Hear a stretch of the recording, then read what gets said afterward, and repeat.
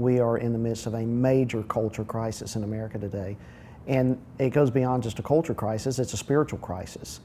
And the battles that we're all familiar with are increasing every week, from hate crimes legislation to attacks on marriage, attacks on life, censorship of the Christian message in the public square.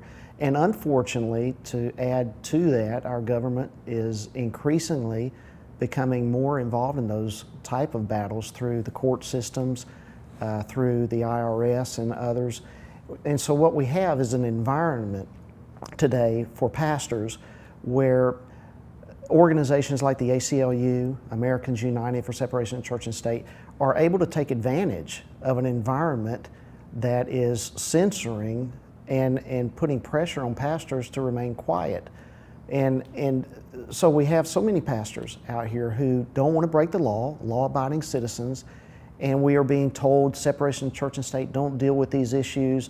And so we're living in a time where pastors are being silent at the point in our history where more than ever we have got to be on the front lines and making the Scripture alive. And it comes down to pastors needing desperately the right to preach biblical truth from the pulpit and make application of that biblical truth without fear of being punished for so doing.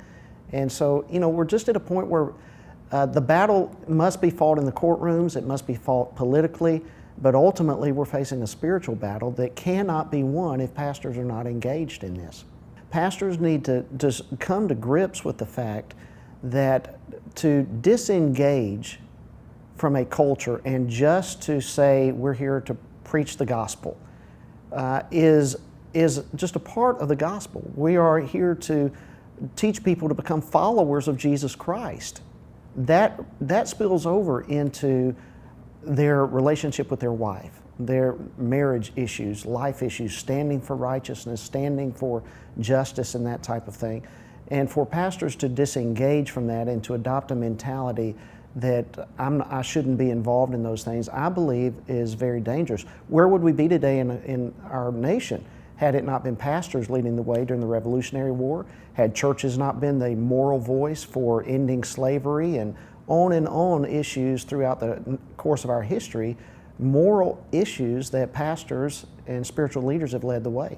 The tipping point that thrust me into the awareness that we have got to engage our culture as spiritual leaders came when the ACLU attacked our county in Barrow County, Georgia, for having a copy of the Ten Commandments in the courthouse.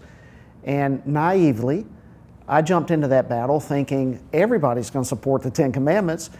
I was extremely aware of how out of touch pastors are as to what's happening in our culture and how afraid they are to get involved.